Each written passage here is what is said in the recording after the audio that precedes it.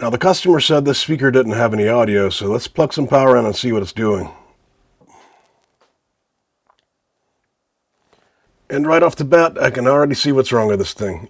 These 3 lights should not be illuminated. This is basically an error code that tells me that the 12-volt low power rail has failed. I've seen this exact problem many times before, so let's crack it open and fix it. There are 3 different types of screws on the back here. These first 3 are shorter. They just hold the amplifier section to the plastic basket. These short machine screws hold on the rubber feet. The remaining screws are longer plastic type.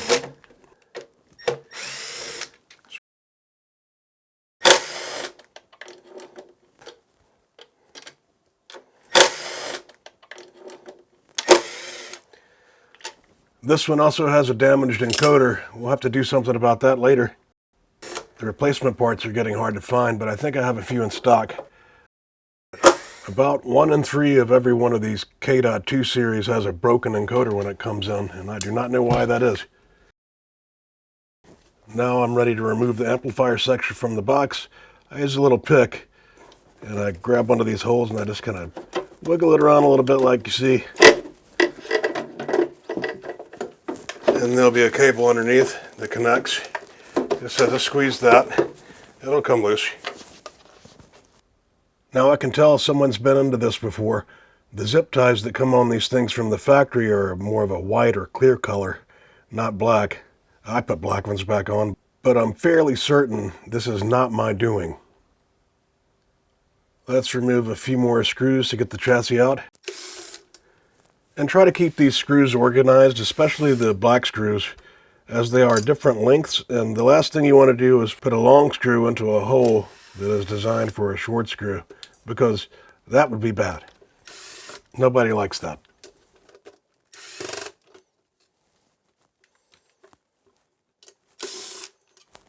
Now the cover can come off and reveal some of the guts on the inside.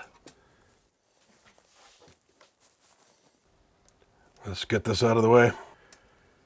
Now the bad components that are causing the issue we're having on this unit are going to be hidden underneath some of the MOSFETs on this power supply amplifier board. Let's get it removed so we can have a closer look at it.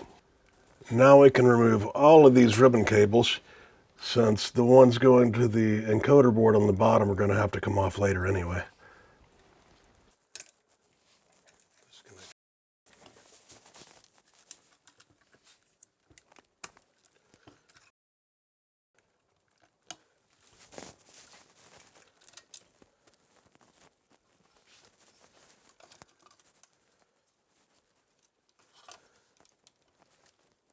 Now don't worry, I'm not cutting the cable, just a zip tie here.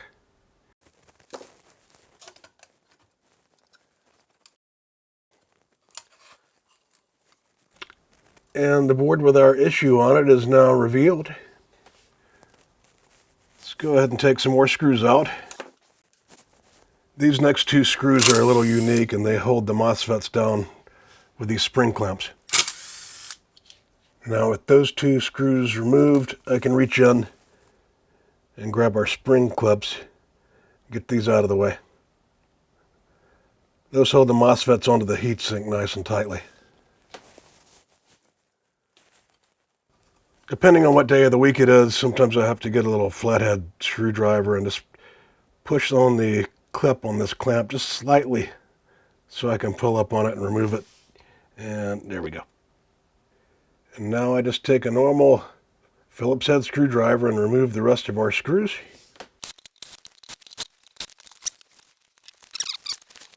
With the screws removed, our main board should just pick up and lift out. And we can just slam this over here out of the way. And here's our power and amplifier board. Let's talk about what probably went wrong with the circuit and how to fix it. So in the service manual, when the amp has these symptoms, we have our likely suspects highlighted in purple here. These components likely caused the failure. Let's quickly see if we can find replacement parts. This is the transistor. It is an IRLM2502. On the screen you can see the specific part number for Mauser if that's where you get your components. Next, we are going to need a fuse. Now that schematic said we need a 5 amp fuse, and this is a 1206 size package. I got the time delay, anything like that'll do. And for your Schottky diodes, I got the SMD 110PL from Mauser. It's a 100 volt, 1 amp Schottky diode. Alright, with this thing under the microscope, I can already see the circuit we are suspecting has issues.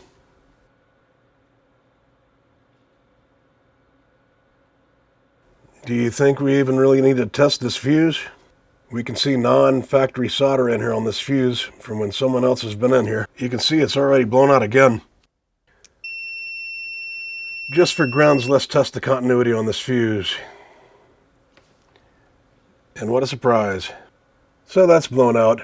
So what it looks like is maybe the previous technician just came in here and replaced the fuse and just hope for the best.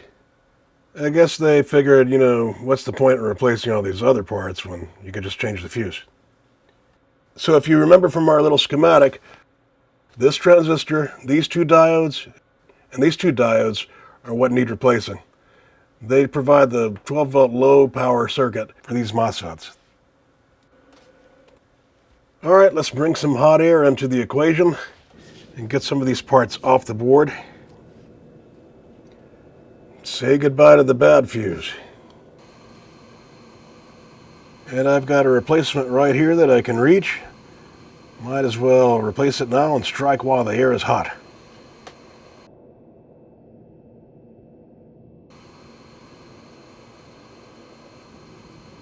I wouldn't say that's better than factory, but we'll call it factory adjacent. Now we can take off the transistor.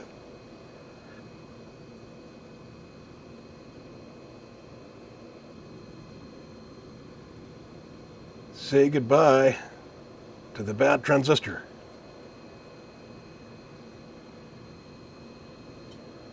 And these two diodes can go live in the trash can.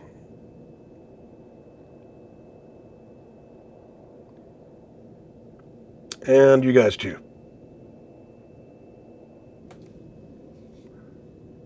Off with you. Go away. Beat it. Let's just come in quickly with a little bit of solder and put some unleaded here on these pads just to make the new parts stick a little better when I come back in with them. I'm just going to throw them at these pads and reflow it with flux, real sloppy.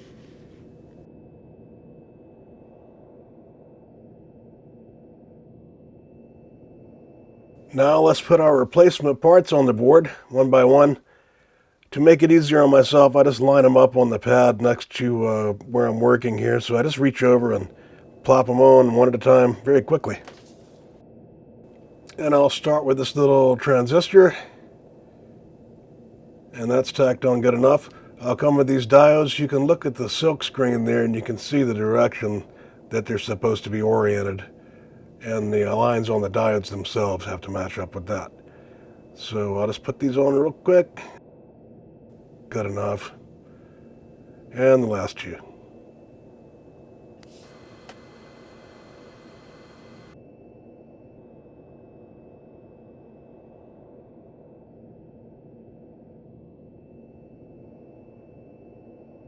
Let's add a little bit of flux. Oops. Anyway, here's what flux does.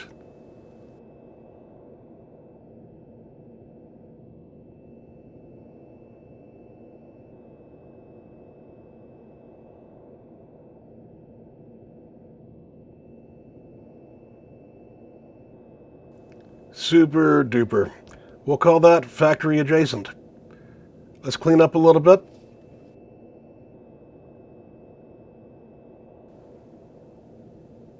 And that job is done. Let's deal with this busted encoder.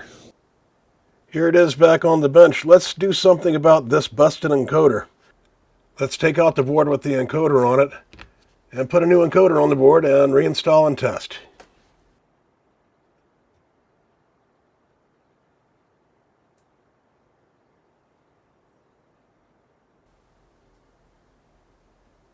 Okay, with this done, we flip it over. And there are just 3 more screws here that need to come out.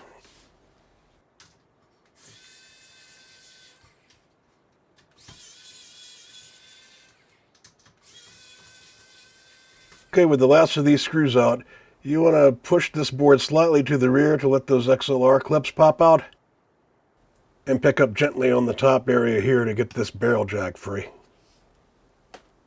This is the board with the encoder on it. Let's take out these last 4 screws.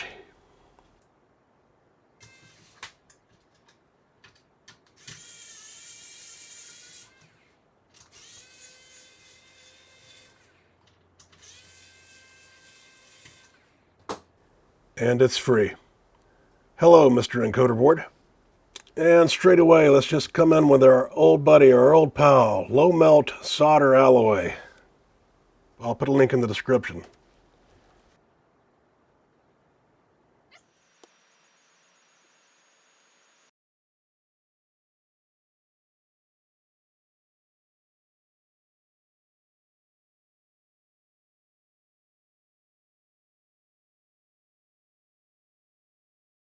Now this thing just continued to fall apart, but the low melt's doing its job. Let's just flip it over, flip it out of here. And off with you. Thank you, goodbye. Now we need to come in with a solder wick and just remove all this low melt alloy. So when we come with our new part, we'll have fresh, good solder and not some low melt mix. Most of the time for cleanups, I use 99% isopropyl alcohol and a microfiber towel or a brush or Chemtech wipes, or sometimes that magic eraser material is pretty good. Here's our brand new encoder. Let's just smash this in here nice and tightly and go ahead and solder it back on. Now the idea with proper soldering is to heat the work first. I always put my iron on the opposite side of the solder feed and let the work pull the solder into it as it heats up. Willie Nelson taught me this old trick about how to get perfect joints, and now I'm sharing that knowledge with you.